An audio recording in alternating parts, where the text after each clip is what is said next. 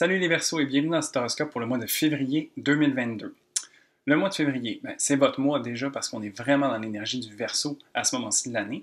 Donc ça va venir vous permettre de reconnecter avec votre essence unique et différente, ce qui fait en sorte que vous êtes un individu à part entière et donc vraiment de pouvoir rayonner ça au maximum. C'est un mois donc à saveur Verseau évidemment, mais il y a aussi beaucoup de transits qui vont se passer dans le Capricorne. Alors c'est encore une énergie qui va prendre un peu de place ce mois-ci. Le mois de février va être vraiment différent de ce qu'on a vécu en janvier. Donc, ça va être un mois beaucoup plus dynamique qui va amener beaucoup de changements. Donc, quelques surprises aussi, beaucoup d'innovations, d'opportunités. Il y a vraiment cette espèce de sentiment de déblocage qui va se faire ressentir et qui va faire du bien. Mon nom c'est Gabriel, je suis astrologue et ensemble je propose qu'on regarde un petit peu comment le mois de février va se dessiner spécialement pour ton ascendant. Si tu veux voir un peu quels sont les grands mouvements planétaires pour le mois en cours, je t'invite à aller voir la vidéo sur le mois global où est-ce que je vais traiter un petit peu plus de ce sujet-là.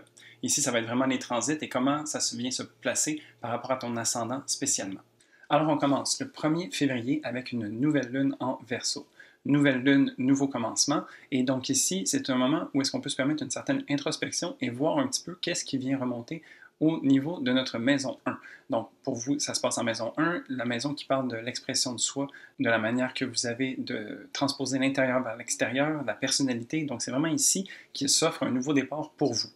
C'est une lunaison qui va être assez surprenante et provocante parce qu'il y a beaucoup d'énergie qui vient de la part d'Uranus et aussi il y a Jupiter qui vient offrir beaucoup d'énergie à différentes planètes autour de cette lunaison-là.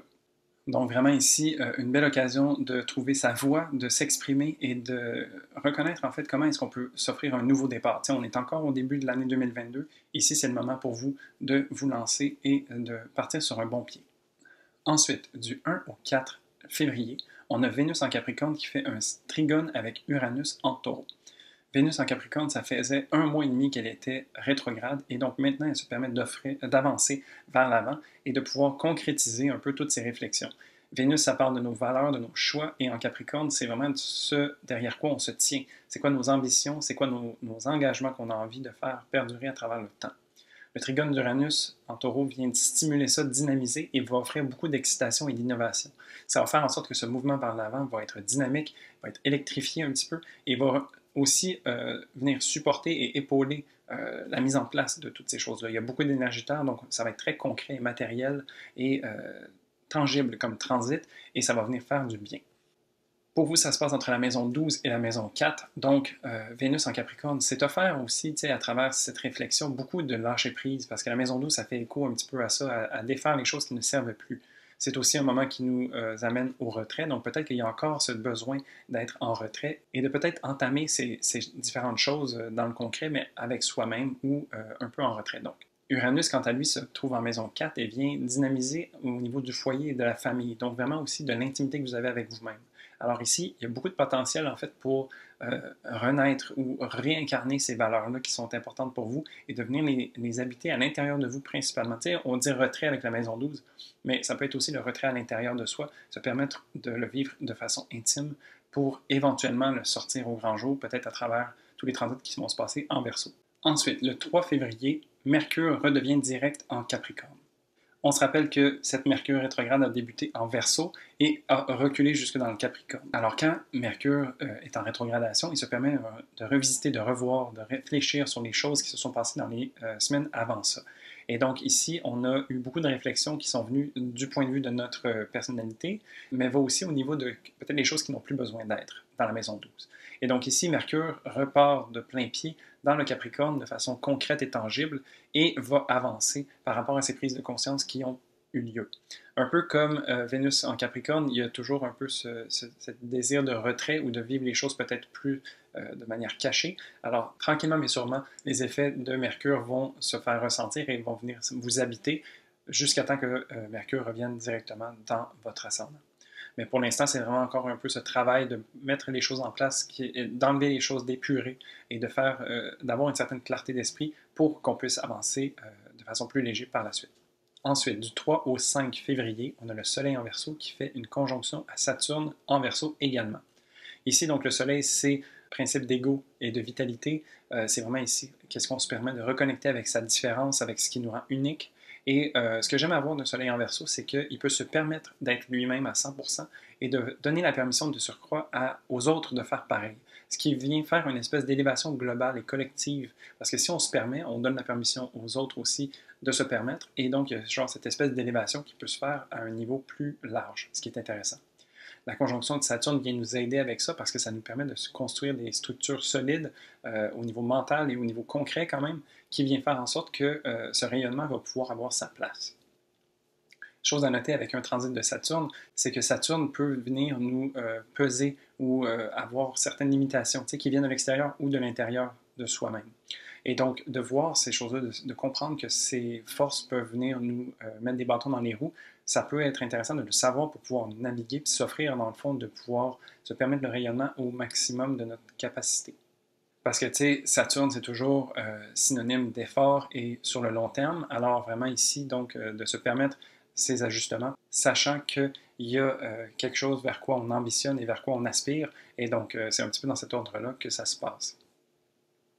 Pour vous, ça se joue dans la maison 1, donc vraiment, c'est au niveau de votre personnalité que tout se passe, de la manière que vous avez de vous exprimer et un peu la manière que vous avez d'interagir avec le monde. T'sais. Quand il y a quelque chose qui se passe dans notre maison 1, ça vient se répercuter un petit peu partout dans notre carte. Et donc ici, c'est vraiment comme une nouvelle façon ou une belle permission que vous pouvez vous offrir de grandir. Ensuite, du 2 au 6 février, il se passe beaucoup de choses au début de février. On a Mars en Capricorne qui fait un sextile à Jupiter en Poisson. Donc Mars en Capricorne se voit être en exaltation à ce signe-là. Il est très confortable, très outillé et très capable. Donc on se rappelle que Mars était en Sagittaire le mois précédent, où est-ce qu'il était en carré à Neptune.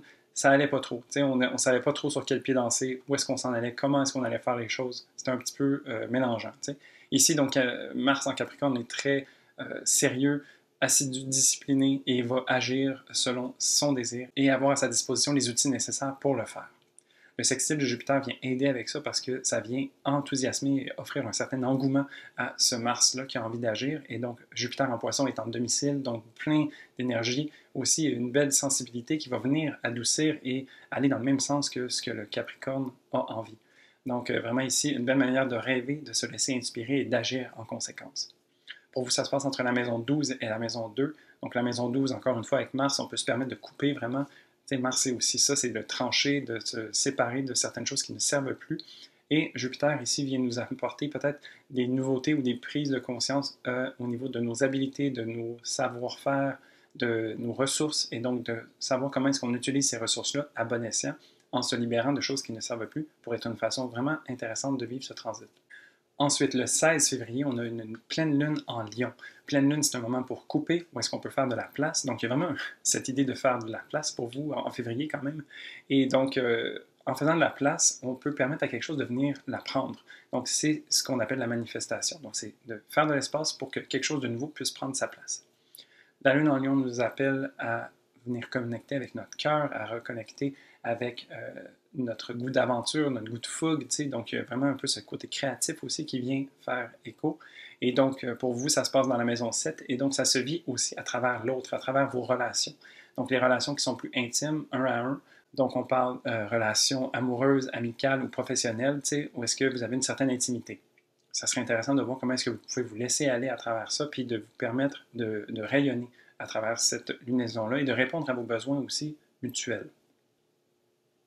Cette lunaison va être la première pleine lune au carré des nœuds lunaires, donc ça se peut qu'il y ait aussi un sentiment d'être un peu dans la marge ou de sentir que l'énergie globale est un peu différente parce que les nœuds lunaires ont changé de signe dernièrement, donc ils sont rendus en taureau et en scorpion, et cette lune donc se voit être au carré et elle observe un peu de loin. C'est comme si elle était en train de s'adapter ou d'apprivoiser un peu les nouvelles énergies et voir comment tout ça va se dérouler pour se positionner elle-même.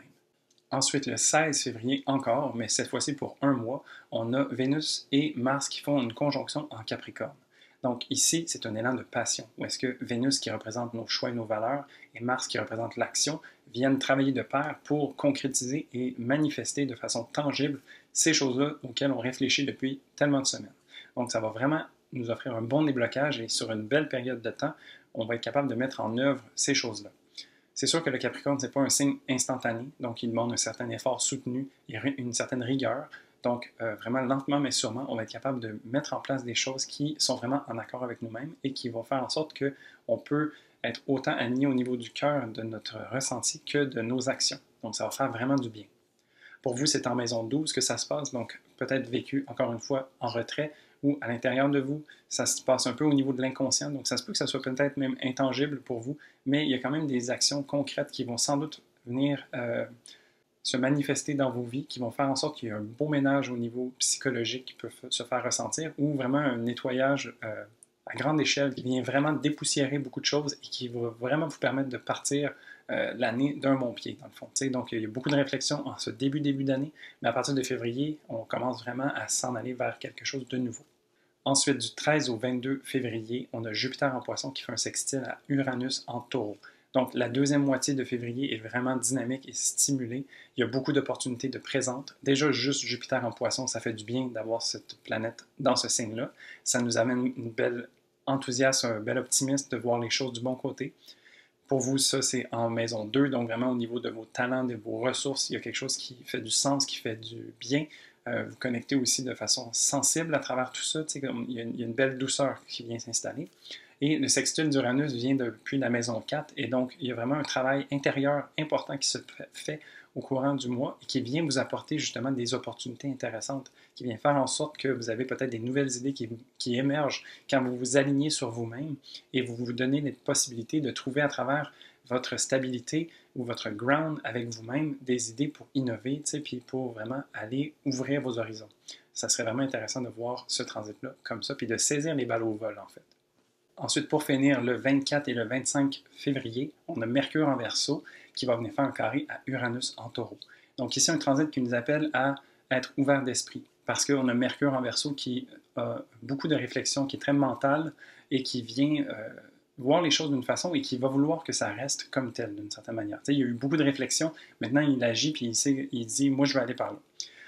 Le carré avec Uranus va venir peut-être choquer un petit peu parce que Uranus en Taureau est bien confortable et a envie de certaines choses qui sont peut-être différentes. Donc, il y a ici peut-être un conflit de valeurs ou de manière de voir les choses. C'est pour ça que de se permettre une certaine ouverture d'esprit ou une certaine flexibilité pourrait aider à vivre ce transit-là. C'est un transit aussi qui pourrait être évocateur de nouvelles surprenantes, donc peut-être vous attendre à quelque chose, une surprise, quelque chose d'inattendu. Ça pourrait être aussi le cas sur la fin de février. Pour vous, ça se passe entre la maison 1 et la maison 4. Donc ici, on a Mercure en maison 1, votre voix, vraiment la manière que vous avez de vous exprimer, peut-être vient détonner ou vient être stimulée par quelque chose qui vient de vous ou qui vient de votre foyer, de votre famille, de la manière que vous avez d'être avec vous-même, peut-être même, qui vient justement être stimulé et vous permettre de créer quelque chose de nouveau. Peut-être tout le nettoyage, dans le fond, qui se passe pour vous dans le mois de février vient culminer à la fin et vous offre, dans le fond, de vous exprimer de manière surprenante et différente. Et c'est comme ça que ça pourrait se vivre. Et donc voilà, ça fait le tour du mois de février. Pour vous, un mois beaucoup plus dynamique que les dernières semaines qu'on a vécues, mais justement, c'est ce travail qu'on s'est permis qui vient faire en sorte qu'on est capable d'avancer et de mettre les choses en place pour la suite des choses. Sur ce, je te souhaite un très beau mois de février et je te dis à la prochaine pour un prochain horoscope. Salut!